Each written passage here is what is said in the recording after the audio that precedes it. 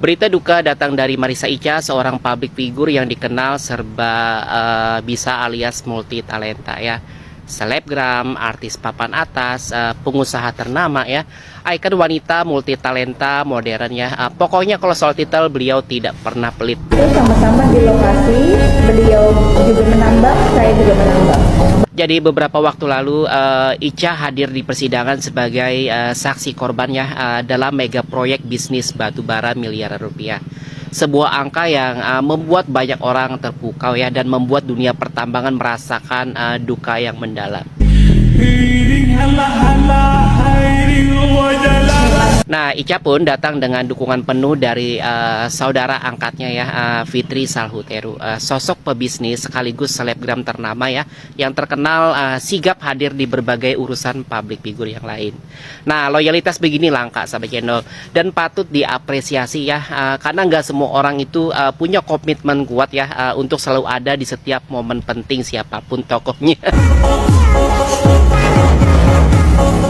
Jadi setelah selesai sidang, mereka berdua menggelar press conference ya, yang langsung disambut oleh media nasional ya.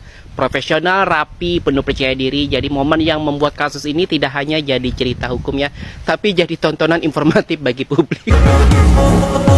Cara ini akan memberikan keterangan yang benar sebenarnya. Kenalan saya pada saat itu. Nah, yang menarik di sidang kemarin itu, Icha kembali bertemu dengan hakim yang sama seperti di kasus Nikita Mirzani ya. Kita pun ya netizen heboh ya. Kok kebetulan yang sangat luar biasa ya, apalagi setiap Fitri Salhuteru hadir ya, hakimnya kok sama terus gitu ya. Nah, mungkin ya karisma mereka mungkin memang sebesar itu kali ya. Ya, netizen channel sih santai aja ya. Rumor soal jaksa atau hakim yang bisa di request itu memang sering banget kedengaran ya. Tapi realitanya ya di satu pengadilan negeri ya, wajar banget sih kalau ketemu majelisnya itu aja. Rotasinya terbatas, jadwalnya juga sudah diatur. Kadang bukan konspirasi ya, cuma jadwal dinas. Tapi ya namanya juga public figure ya kan tadi kan. Apapun yang mereka datangi selalu terasa seperti ada cerita besar di baliknya. Tiba-tiba asam lambung naik, sorry ya. Kalau kumis makan emang disediain sama TikTok ya, fitur pakai efek itu ya. Nah, yang kagak ada itu kan fitur ngaku jadi pengusaha, sarjana hukum, bahkan ada dokter hukum gadungan di TikTok. Gimana sih cara ngebedain yang asli atau yang gadungan ya? Santai ya, ini bukan ngomongin dosen palsu di kasus Nikita Mirzani ya. Kita bahas secara umum aja ya. Karena di setiap kasus viral ya, selalu ada aja yang tiba-tiba ngaku jadi pengacara, ngaku jadi pengusaha ya. Sampai dokter hukum seakan-akan padahal biasanya tuh motifnya cuma dua ya, biar dianggap hebat atau cuma cari keuntungan. Kita fokus kedua kategori dulu ya, pengusaha palsu dan dosen gadungan. Pertama soal pengusaha sukses ya.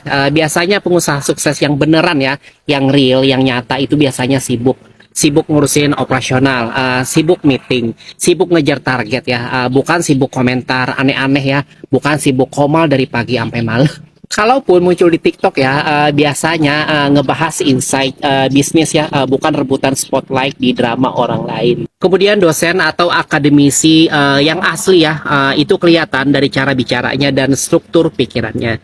Mereka biasanya rapi dalam menjelaskannya, terbiasa pakai dasar teori ya, dan tidak meledak-ledak kayak buzzer lagi rebutan viewers. Bahasa mereka tuh juga biasanya runut dan ada landasan ilmiah ya, bukan cuma keras dan gestur berlebihannya buat nutupin kurangnya isi.